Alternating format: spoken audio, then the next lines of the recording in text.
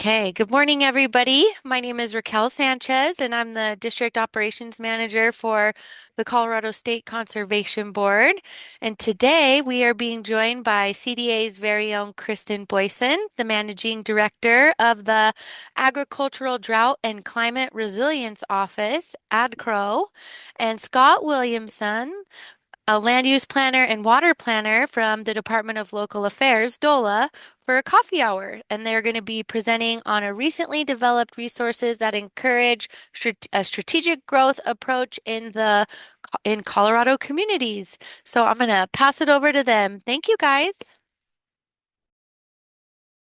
Awesome. Thanks, Raquel. Appreciate it. And Kristen, I guess I'll go ahead. Looks like people kind of know you, so I'll go ahead and get started. Scott Williamson, as Raquel said, I'm the land use and water planner within the Community Development Office. And we're in the Division of Local Government within DOLA. And really excited to present today on some recent work we've done in collaboration with folks like Kristen and others, and hope to share with how you might be able to get involved at the conservation district and local and regional level. So I'm going to start by sharing my screen, and hopefully that's coming through for you all. And so what I'm going to be spending most of the time talking about today is what we call the Vital Landscapes and Resources Planning Guide, but I'll nest that within some other efforts. So I'll start with a refresher on what comprehensive plans are at the local level. Many of you are probably intimately familiar with that, but some of you may be newer or need a refresher. And then I'll talk a little bit about this law that was passed, Senate Bill 24-174, and how it relates to what I'm going to be talking about today. I'll get into the planning guide, the steps that we're encouraging local governments and regional entities to take, and then draw that connection back to, okay, how does it fit into local comprehensive plans? And then I'll turn it over to Kristen to talk a little bit about the work CDA is doing. So first, a little refresher on comp plans. A comprehensive plan is a community's vision for how it wants to develop over time, what a community wants to become. And it serves as a roadmap for a local government. And in most cases in Colorado, comprehensive plans are advisory. That's not true in all states, but in Colorado, it's true. And it can be a mandatory document if it is adopted with sufficient detail as regulation. And some local governments have chosen to do that, but in most cases, comprehensive plans are advisory. And you'll hear me use the word comprehensive plans, but as you may know, in statute, they're referred to as master plans. Sometimes they're referred to as strategic plans as well, and other community plans and such. So comprehensive plans are really guidance for local governments, for planning commissions, for boards of county commissioners and others when they're looking at rezoning requests, when they're looking to update their land use code. We often recommend doing a comprehensive plan update and then following that with a land use code update if relevant. It's a nice kind of community engagement pathway. Also, annexation requests, do they fit with the community's vision for the future? Decisions about expansion of infrastructure, we'll get into that. And then the overall vision, as I mentioned, for growth and development.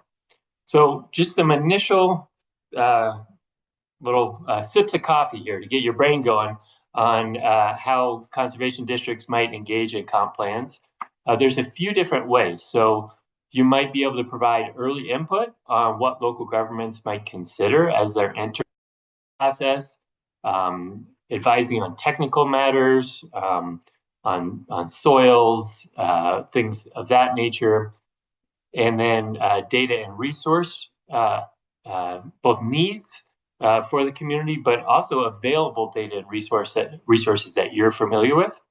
And then also encouraging local governments to follow best practices on inclusive planning processes. And that could include producers, land managers, property owners, and a variety of others. And then also, if you know of examples of planning processes that went well through conversations with your peers, you could bring that forward into local government planning. And then when you choose to engage in a comprehensive plan, as I mentioned, DOLA encourages an inclusive engagement approach, along with the consultation of subject matter experts such as conservation districts. And then it's interesting, state statutes require public hearings to encourage public participation and awareness. That's an opportunity to get engaged. And then local governments also accept and consider oral and written public comment. So that could be strong coming from subject matter experts like the conservation districts in your review of comp plans. And what I was saying before, interestingly, in this case, state statute enables local governments to, so local governments may reach out to NRCS on defining and mapping unstable soils and highly erodible land. But if you look at the subdivision statute, then conservation districts are mentioned. So it's kind of this interesting, I don't know how it came about, but subdivisions are required to be referred to conservation districts. So hopefully you're seeing those come through. And hopefully local governments are choosing to send you those comp plans. So a little bit about the law that was passed in 2024, Senate Bill 24-174. There were three real kind of concurrent efforts in that process, a few more, but three main ones we'll focus on. And that's the Strategic Growth Report, the Vital Landscapes and Resources Report and Planning Guide, and then some guidance that we provided on local and regional comprehensive plans. So where the Strategic Growth Report really focuses on an analysis of growth trends in our state, different land use scenarios moving into the future and what impacts those may have on different metrics, including things like land consumption, greenhouse gas emissions, water consumption. And then it also includes a list of statewide policy recommendations. That was required in the legislation. Whereas the Vital Landscapes and Resources Report and Planning Guide are really more a set of best practices that you can encourage local governments to take at the local level. And that's really a standalone report focused on connectivity and preservation of priority landscapes in Colorado. That includes things like habitat, I'll get into it in a second, and agricultural land. It includes a list of opportunities and best practices and resources. And again, those are in the planning guide that I'll go over. And then the comp plan element guidance, we had some existing water supply element guidance that was a voluntary element for local governments. And we've been providing technical assistance on incorporating water conservation and comprehensive plans for several years now. And we've added guidance on the strategic growth element. That's a new requirement in under Senate Bill 24-174. And so that guidance provides detailed inventory of tools that are available for local governments, as well as some ideas about different process steps that local governments might take depending on their capacity and context. I think it's helpful to start with a definition of what we mean when we talk about strategic growth. So taking a cue from the law that was passed, we've come up with this definition that informs the Strategic Growth Report and our guidance. So strategic growth is a fiscally and environmentally sustainable approach to land use planning, housing, community well-being, and infrastructure that promotes the development or redevelopment of vacant and underutilized infill parcels and mitigates the need for extensions of infrastructure and public services into natural and agricultural lands. That last bit is really where we're going to be focusing a lot of the presentation today. And then beginning in 2026, local and regional planning commissions must consider a series of state reports and local and regional housing needs assessments. So those reports are, again, those housing needs assessments that are developed at the local or regional level, the statewide strategic growth report, the vital landscapes and resources report, and also the Colorado Water Plan. So again, there's quite a bit of deference here to local governments, that language around where applicable and appropriate, but we really see these reports as great resources to consider in local planning processes. So an idea of where all this may fit in, you'll notice the dark blue boxes are statewide reports. The green are locally developed or regionally developed elements or assessments. And then in the white boxes with the blue outline, those are guidance we've provided to local governments. So if you think of something like the Vital Landscapes and Resources Planning Guide, that really can inform, doesn't have to, but can inform a strategic growth element. And we incorporate that, as I'll show at the end of this presentation, in our guidance that we provide to local governments on how to put together a strategic growth element. Again, where local government chooses to consider this plan, where it's applicable and appropriate, is up to the local government. They just need to consider it at some point in the local comprehensive planning process. So the landscaping planning guide can inform the strategic growth element, which then can inform things like annexation policies, 3-mile plans, housing action plans, and then there's, of course, a conversation back and forth with the water supply element because we know where we grow, how we grow impacts how we use water.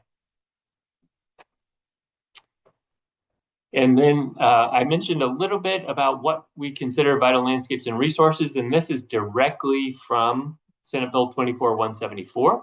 So vital landscapes and resources refers to the connectivity to open space, wildlife habitat, and other priority landscapes, and the preservation of agricultural land, historical and cultural resources, urban parks and green spaces, and so forth.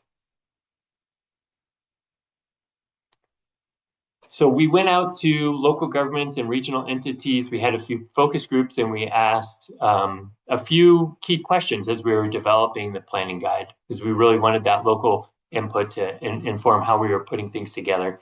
And so we asked, for example, what are the strategies that are most helpful to protecting and conserving high priority lands and landscapes?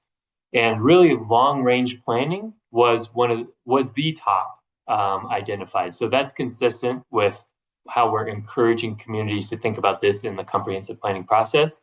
Also dedicated funding, mapping, partnerships, and then direct land ownership in some cases of conservation lands can be helpful strategies. And then throughout the planning guide, we provide some ideas about interjurisdictional opportunities, so how to work across local governments and regional entities, and then also where considerations of vital landscapes and resources can fit in directly to the comp plan. So the planning guide identifies opportunities for local governments and regional entities to achieve that connectivity and preservation. And it also is for use during the comprehensive plan update. It's a reference back to the requirements in the law. And it's intended to be as applicable and flexible as possible because this needs to apply to jurisdictions statewide. The planning guide is not all encompassing of all vital landscapes and resources that might be of concern or value at the local level. It's not a prescriptive set of steps that must be followed. A reminder that this is for local governments to consider where applicable and appropriate. It's not a requirement to update a comprehensive plan. It's only when a community updates their comprehensive plan after 2026, they need to consider this. And then it's not a requirement to redo any comp plan sections that may already address these topics, such as a natural resource or agricultural element. And it's not a specific list of conservation targets or required data layers to use. And the planning guide was developed in 2025. We had a pretty short time window based on the law that was passed to put this together, but we had some really strong engagement from resource agencies, thanks to Kristen and others, as well as I mentioned, local government and regional entity focus groups. We really relied on the interagency working group for that as well. And then the report was developed in June and August, and then reviewed in October and November, and published at the end of 2025. It was also informed, there was some really helpful timing because we do our 5-year land use survey at DOLA, and that actually helped inform the report as well. It was just a happenstance that those lined up. So what we learned was that the focus groups identified some top barriers. That includes on the right there, funding, staffing, landowner opposition as kind of the top three. Funding and technical capacity definitely rose to the top.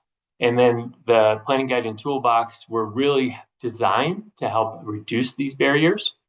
And then a lot of participants through the process were really curious, were wondering what data must be used, what landscapes and resources must be considered. There's a little bit of a push and pull, right? We have really strong data resources at the state level that have been developed over time and the regional and local level. And there was a question, are we requiring local governments to put these to use? No, but we're pointing to these as really strong resources. And there's no particular resources that must be considered, although we point to things that have gone through a stakeholder process that are, again, technically rigorous, things like high priority habitat designations and so forth. And then the Vital Landscapes and Resources Planning Guide. This is where I'll get into the steps that are actually in the guide. I took out a lot of the meat in here, so don't worry, I won't go over in depth, Kristen, what we did with local governments. But just to give you an idea of what we kind of consider, encourage local governments to walk through.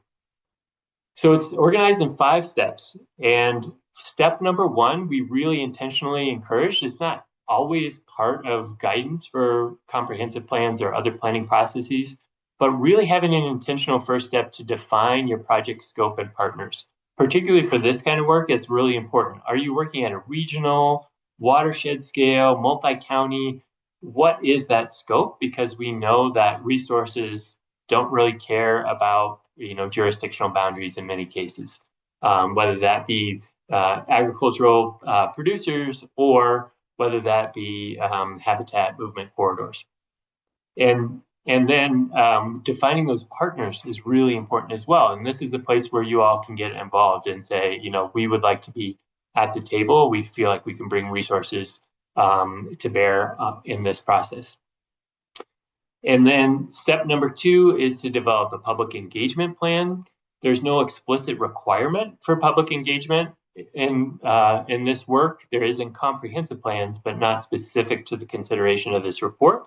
But again, we feel like those folks with boots on the ground and there's a lot of community values around these resources and lands. And so it's really important to hear from the community about what resources exist and what's valued. And then step 3 is what our technical partners refer to as the fun part. So that's the mapping part, identifying vital landscapes and resources, and then, of course, drafting goals and policies and developing a strong action plan. We also have checklists and FAQs if interested for all these sections. And then you can see in the blue box what each of these sections includes. We have some great case studies that Logan Simpson helped us pull together within the document. So I mentioned I wouldn't get into depth on all the steps, but I wanted you to get a sense of what we're encouraging local governments to think about in this step 1, because again, this is where they're going to be deciding, okay, are we reaching out to conservation districts? Are we reaching out to others? What are we going to consider? So some key considerations we raised up are, what are those primary resource concerns or landscape features to consider? Which partner agencies, et cetera, are currently involved in managing these landscapes and resources, and what existing plans might be in place? What scale and boundaries, as I mentioned, make sense for this planning effort? And then what types of community input and technical data will be necessary to inform the planning process? If you want to do a robust community engagement plan, that's going to look a lot different than, kind of a tabletop exercise among subject matter experts. And then real briefly, before I turn it over to Kristen, I wanted to show some connections to now a newly required element in comprehensive plans. And I'll first say that strategic growth elements are required of existing and new comprehensive plans with some exemptions. So, and those are based on population, and they're based on growth rate and whether or not the funding was received. And we have a list on our website on who's required to have a strategic growth plan. And I'm happy to drop that in the chat if anybody's interested. This is important to note that not all communities are required to develop a comprehensive plan. So we're not, the state is not requiring every jurisdiction to have a comp plan that encourages, that it considers these vital landscapes and resources. But if a community has a comp plan and meets these thresholds, then they need to consider these things in their strategic growth, potentially as part of their strategic growth element. And then some places where this appears in our guidance for strategic growth elements. So we have an explicit optional step to consider vital landscapes and resources before communities even consider kind of those greenfield development opportunities that are under consideration. So we thought that was kind of a best practices approach to planning. Figure out what your resources are, then talk about what might be relevant for development opportunities.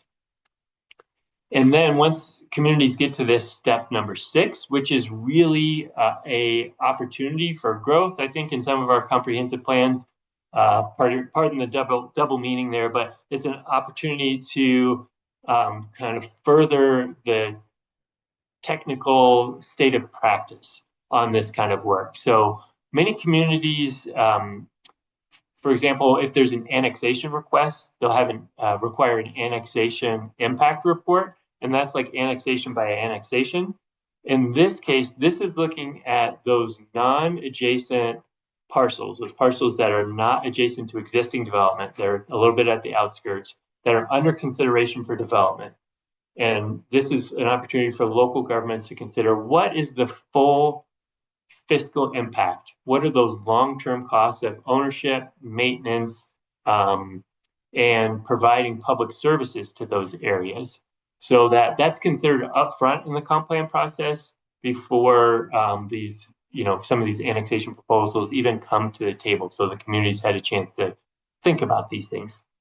And so alongside that consideration, we include a first step of defining the study area. So even though this is non-adjacent areas, communities could say, well, we have this floodplain or this highly productive ag land or highly valuable ag land right on the outskirts of our development. We also want to consider that in this analysis. So they can choose to incorporate additional areas if they wish. So that's that kind of first substep of defining the study area.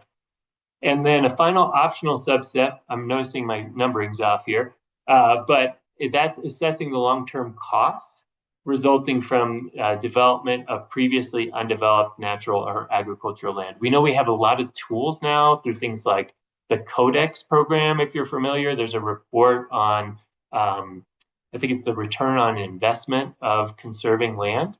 So there's tools like that. There's organizations that specialize in quantifying ecosystem services and so forth. And the state has done increasing amount of work through the Colorado Water Plan and otherwise to kind of assess some of these values associated with keeping land in protection. And so that's an optional substep. And with that, now that you know a little bit about your opportunities to maybe engage at the local planning level, hopefully I'm planting some seeds. I'm going to turn it over to Kristen. Thanks, Scott. And yeah, I'll echo Scott that it was really great working with DOLA on these resources. I think it was a good example of some interagency collaboration, not just with ag and local affairs, but all the other agencies that worked with Scott. So Scott talked about this at the top of his section too, but I just really wanted to highlight the role of conservation districts. And many of you are already involved in these processes, and some of you have been asking about how to get involved in these processes. In our Vital Landscapes and Resources report, the districts are listed in a bunch of places as experts that municipalities and land use planners should reach out to when they're thinking about their comprehensive plan or general plan, when they're thinking about their permitting. So I'd really encourage you all to take advantage of that and to let show up when asked, or even when you're not asked, to provide your expertise when it comes to land use planning. So yeah, just a couple examples, and like Scott touched on all of these, like when there's updates to your county or regional general plan or comprehensive plan. Be in the room, talk to your land use planners, make sure that your priorities are highlighted in their planning process. When there's specific projects that are getting a 1041 permit or are getting a special use permit or are having public meetings, great time for you all to be involved and come with your natural resource management expertise. And then also just like general relationships with your planning staff. I'm sure many of you have that already, but we at CDA would love it if every conservation district around the state was like a go-to number that all the planning departments would call when they had a new project come to their desk. Like Scott mentioned, every municipality is different how they do these things. And I know every district is different too, but kind of having that relationship seems very important. And we at CDA really rely on our districts as our local voice.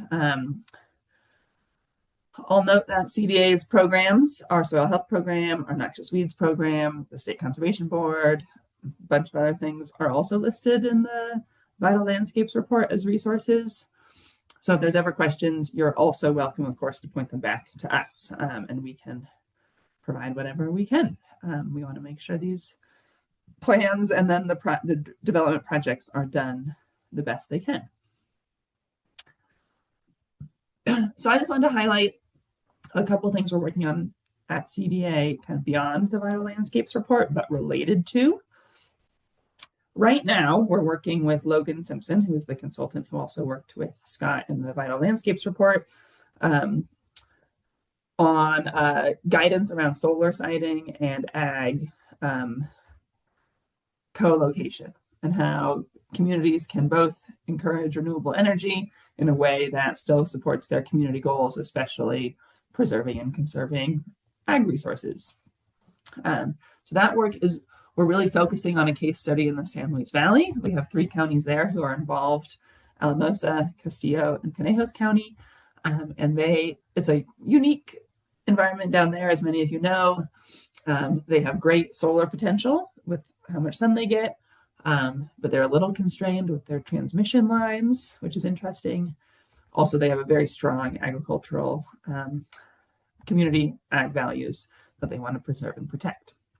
So we're working with them to be like, how can we do both of these things? Both have solar come in where appropriate, and also support your ag communities, while of course the other pressure of their groundwater regulations are also impacting a lot of this land use thinking. So we're using them as a case study, but like taking it and then creating general guidance that can be used anywhere in the state. And we're creating a template code. There's a lot of template codes around. So this one is aligned with the work that DOLA has done in the past, the work that the Energy Office has done in the past, to really consider what makes a good solar project and how can you site it in a sustainable way that reduces impacts to not only agriculture, but also wildlife, water, and our ecosystems. So this template code and policy guide will be published next month. We'll make sure we send it around. And again, this is a resource primarily for local land use authorities, but would love you all at the districts to kind of elevate it as an example of a good way to do solar and renewable energies. Although it's focused on solar and battery storage, but I think could be applied to a bunch of different energy development types. Next slide, please. Related to, although separate from solar siting, is agrivoltaics. And I've talked to you all about agrivoltaics before, and I know the districts are very interested in it. Agrivoltaics is this co-location of solar over working ag lands. So either over crop production or livestock. Here's some cattle voltaics, some cutie cows under some panels. And there's obviously a lot of benefits to this. We really like it as a multiple benefit project. You know, land doesn't have to be either solar or ag. It can be both, which is great. It also keeps the farmer or landowner on the land and producing food and forage for our humans in the state and in the world, which is great. But we are totally conscious that it doesn't work for every farm and it doesn't work for every solar developer. And there's ways to kind of skew it, to kind of greenwash the project.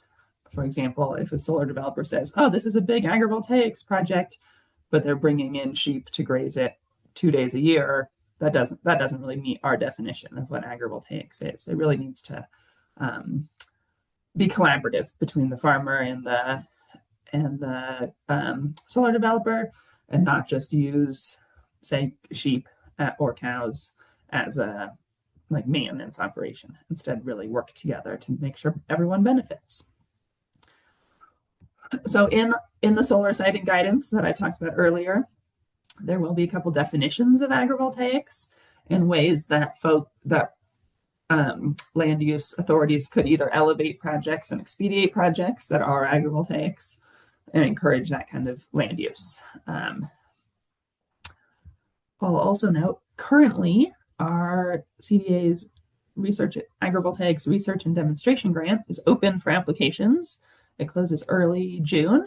So if you're interested in doing a research project around agrivoltaics or building some agrivoltaics, you should apply. This is probably the last year of the grant that will be funded. So we're looking forward to having some cool projects come through. If you're interested, I can put the link in the chat.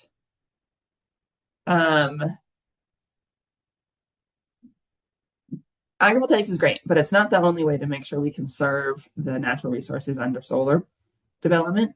And in fact, with any development, be it solar or other renewable energy or housing or industry, there's ways to construct buildings and solar panels and ways to manage buildings and solar panels that best protect our natural resources. So we really hope that the districts are encouraging this, but also the land use authorities are encouraging soil management plans and water management plans and weed management plans, and maybe even planting native plants instead of just some kind of annual grass. And then also what happens at the end of the project. With solar projects, they often say it's a 30-year life cycle. We haven't seen a lot of solar be decommissioned because just now we're getting to those 30 years of those first solar projects that were built in the 90s.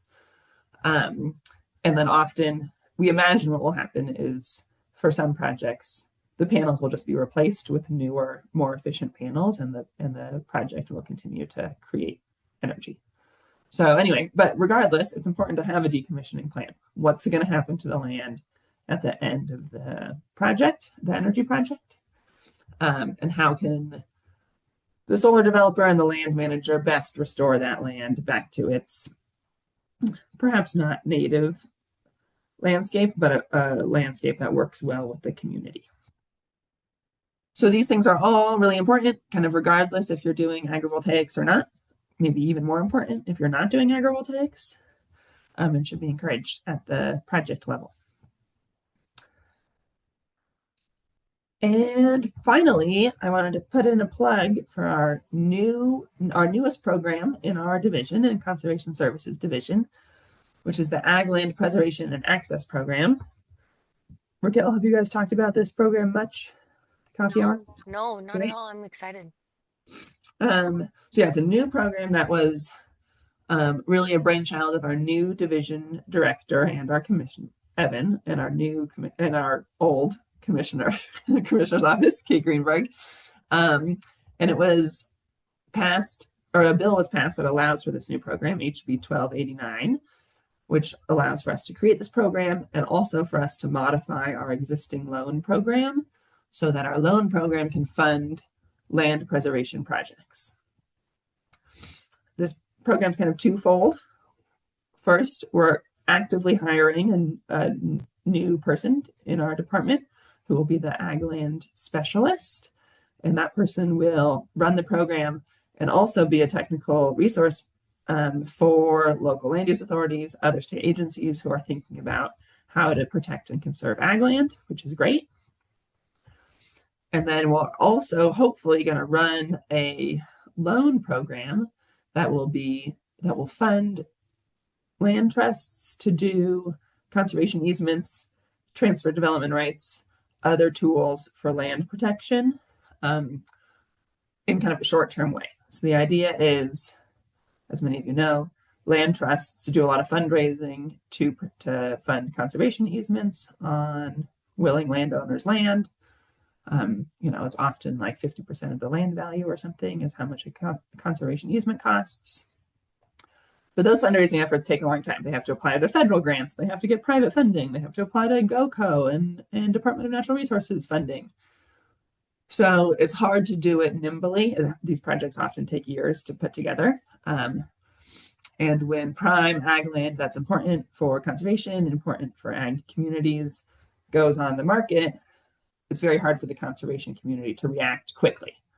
So our loan program will provide short-term funding for, say, a land trust to buy the conservation easement, and then they'll pay us back with the grants they get later on. So we'll be kind of the short-term loan, and then they'll repay us once they get their NRCS grant or their GOCO grant, and then we'll be able to give that money out to someone else.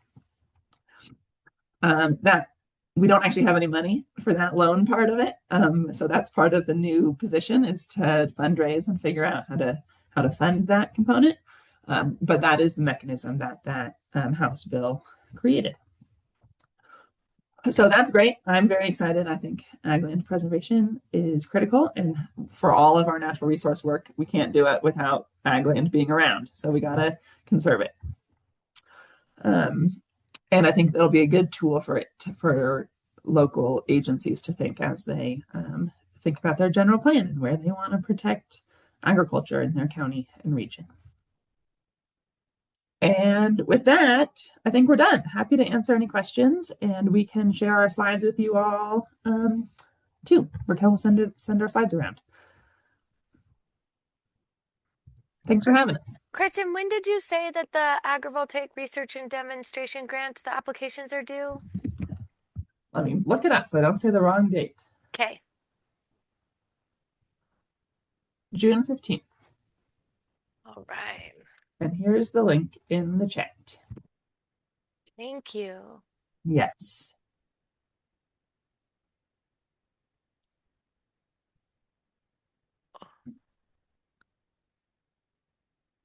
I really like how you said, like, if you're invited to these conversations, like, be there. You know what I mean? Like, have your voice heard. It's important. So I appreciate that. Yeah. And I know it's hard to always show up, especially with these public meetings and things, but I it's know. It's important. Yep. Does anybody have any questions for Kristen or Scott? You guys just did so good. And maybe everyone's just being shy. We know it's a lot of information too, so happy to have you guys all digest it. And I know both Scott and I are happy to answer any questions later on. You can email us anytime. Sorry to sign you up for that, Scott, but. Oh, thank you, Scott. I'll send these links out too. Yeah. Oh, and I saw you pop up. Do you have a question? Yeah, I guess it's not a critical one, but since no one else has a question, I'll do it. So Bring last it on. week, I was with one of the Larimer County commissioners, and he talked about land preservation as being a very big priority in Larimer County for the next 4 years. His reasoning is that they want to continue a very diverse economy and population.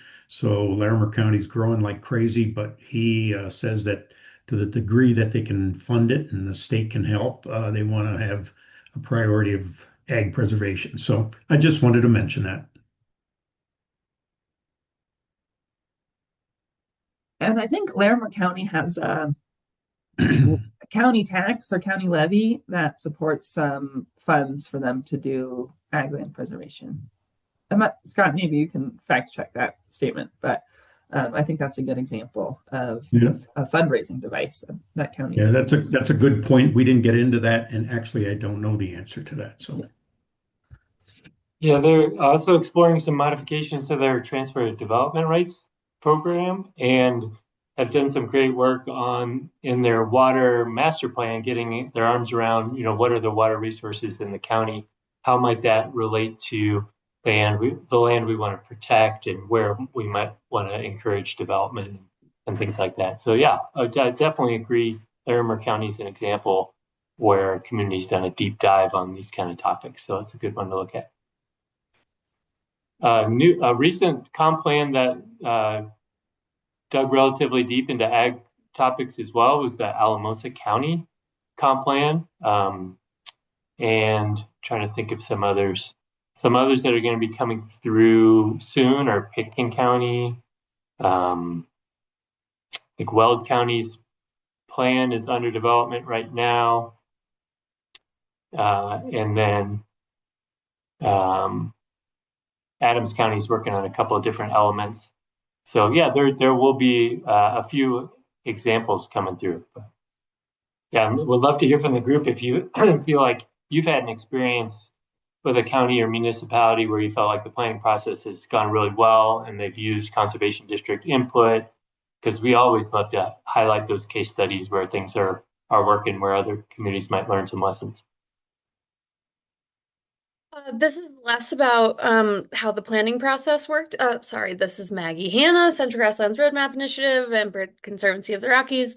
I would just say to Owen's comment about Larimer County, in recent years, we have passed or repassed some local funding initiatives in both Routt and Douglas County by like a 70-point win window. And in places like Douglas County, which are traditionally not a tax-friendly constituency, it is interesting to see that a lot of these open space efforts are being supported locally. And so I, as a resident of El Paso County, take heart in knowing that there might be opportunity to make local investments in these projects.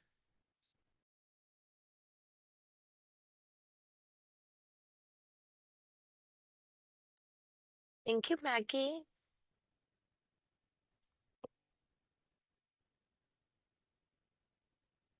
Does anybody else have any questions or experiences that they would like to share?